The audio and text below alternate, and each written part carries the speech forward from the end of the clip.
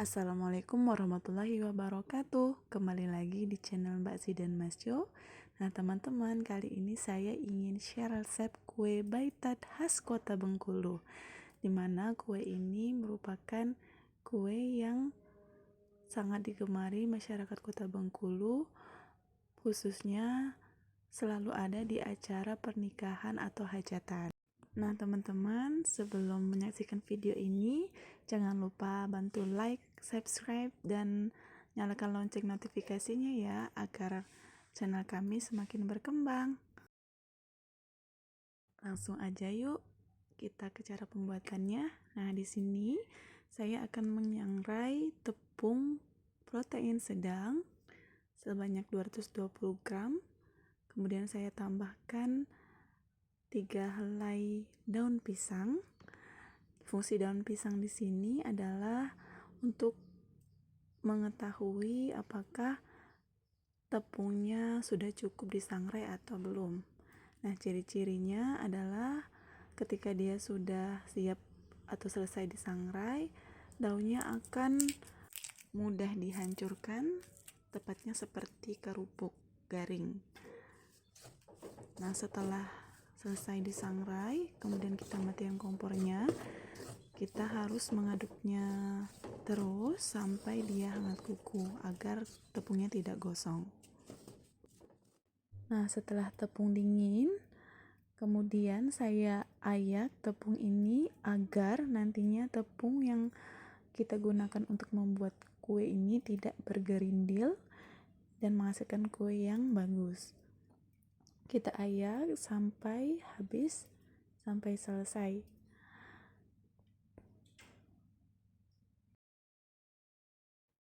Nah, kenapa tepungnya disangrai?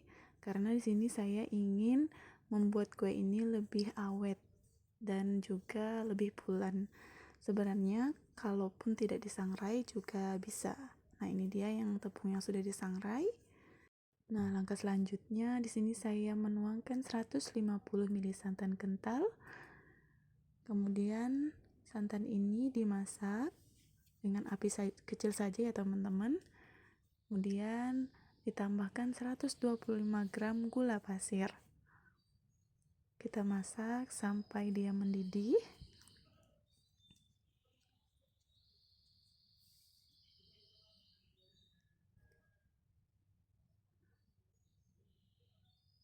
Nah, setelah mendidih, saya masukkan 1 sendok makan mentega.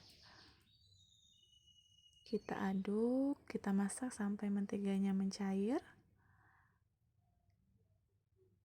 Nah, setelah semua tercampur, matikan kompornya dan dinginkan. Nah, langkah selanjutnya, di sini saya menyiapkan 1 butir telur. Kemudian 1/4 sendok teh vanili bubuk, 1/4 sendok teh soda kue, dan juga 1/4 sendok teh garam. Nah, ini kita kocok sampai sedikit berbuih.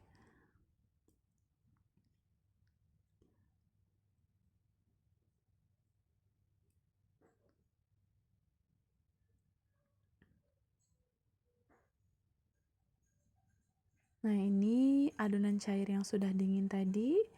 Kemudian kita masukkan kocokan telur ke adonan cair yang sudah dingin tadi. Kemudian kita aduk rata.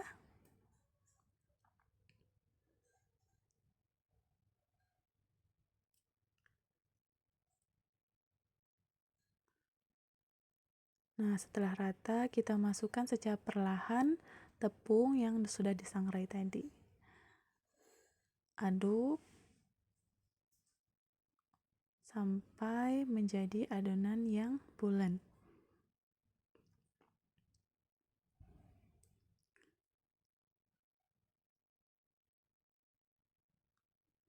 Nah, seperti ini ya teman-teman. Ini saya diamkan selama 1 jam. Boleh semakin lama semakin baik ya teman-teman, maksimal 12 jam. Nah, setelah 1 jam adonannya kemudian saya timbang. Di loyang saya bagi menjadi dua loyang dengan berat masing-masing 150 gram. Nah, loyang ini berukuran 15 kali 10 kali 4 ya teman-teman. Nanti akan menghasilkan 2 loyang baitan. Ini untuk dasar dari loyangnya dulu ya teman-teman.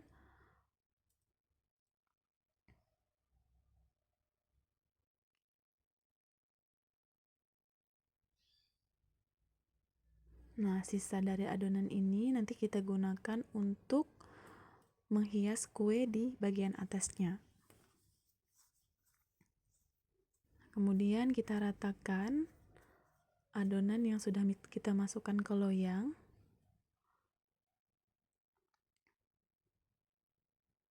Lakukan hal yang sama di loyang satunya lagi.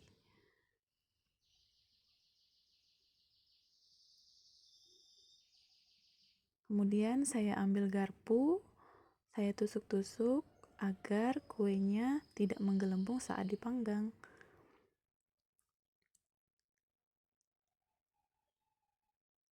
Lakukan hal yang sama pada loyang yang berikutnya.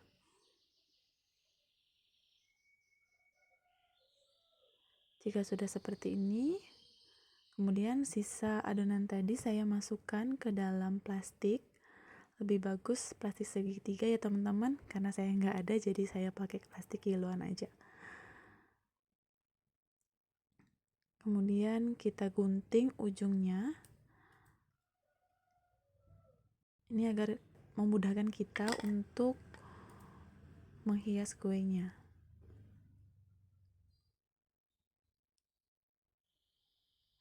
Nah, kita semprotkan ke bagian pinggir-pinggirnya.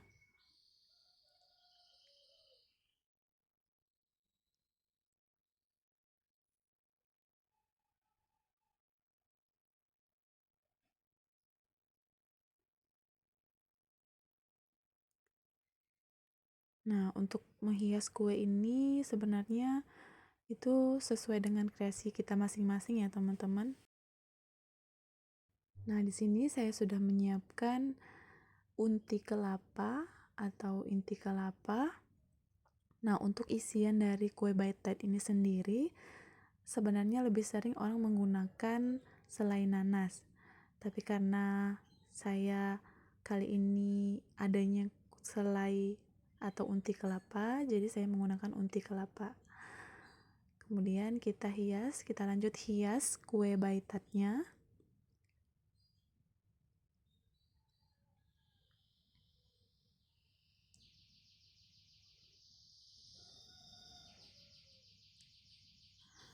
Kemudian kita hias lagi loyang selanjutnya. Sama, kita semprotkan adonannya di bagian pinggir terlebih dahulu, lalu kita lanjut hias bagian tengahnya. Jangan lupa diberi unti kelapa terlebih dahulu ya teman-teman.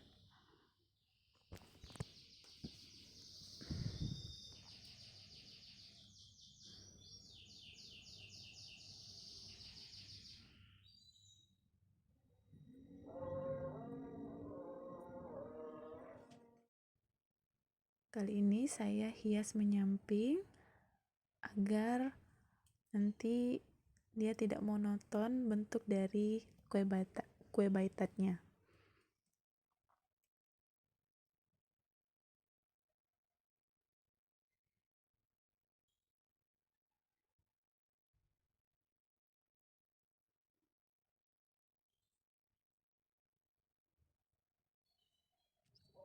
Nah, di sini saya sudah menyiapkan cubit. Cubit ini bisa dibeli di pasar atau bisa juga dibeli di toko online dan juga tersedia di toko bahan kue. Kita cubit, kita hias kuenya seperti ini. Saya lakukan hal yang sama untuk loyang selanjutnya. Cantik sekali ya teman-teman.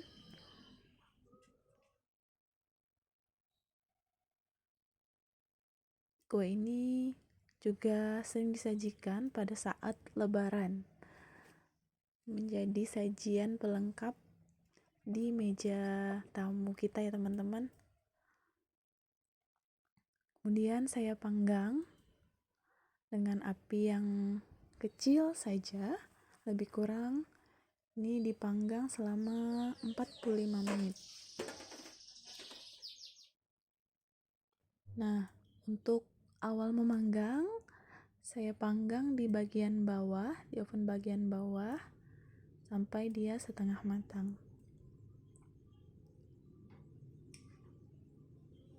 Ini sudah terlihat kuenya sudah mulai mengembang ya teman-teman, padahal tadi sangat tipis.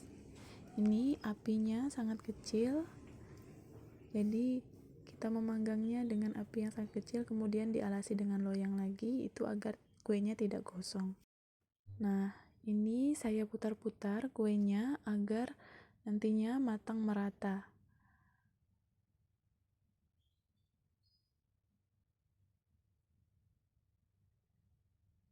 Nah, kira-kira seperti ini ya teman-teman, kita putar-putar agar matang merata. Nah, di sini saya sudah menyiapkan 1 butir kuning telur. Ini digunakan untuk mengoles baitat. Kemudian saya masukkan setengah sendok teh minyak sayur. Kemudian saya tambahkan juga setengah sendok teh susu kental manis. Kemudian saya aduk sampai rata. Nah, jika sudah seperti ini, adonan ini siap untuk digunakan untuk mengoles kue baitat tadi ya teman-teman. Nah, ini kue baitatnya sudah setengah matang, kemudian siap untuk dioles.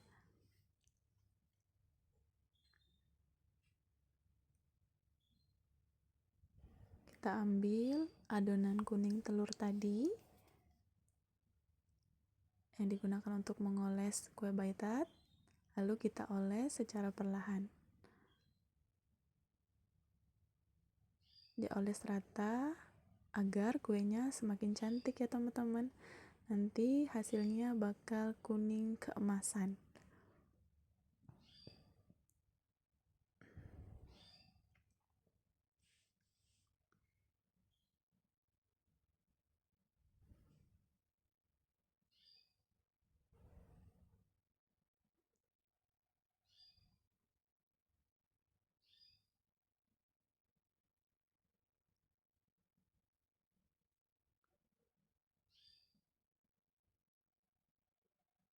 Sangat cantik ya teman-teman, dan ini juga pastinya enak.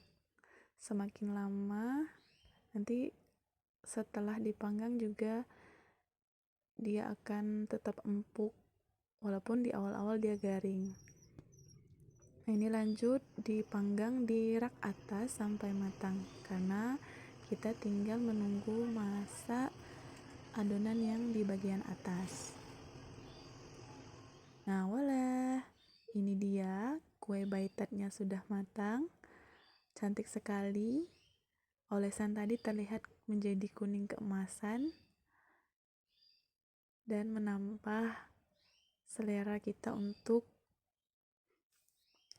memakan kue ini ya teman-teman, untuk mencicipinya.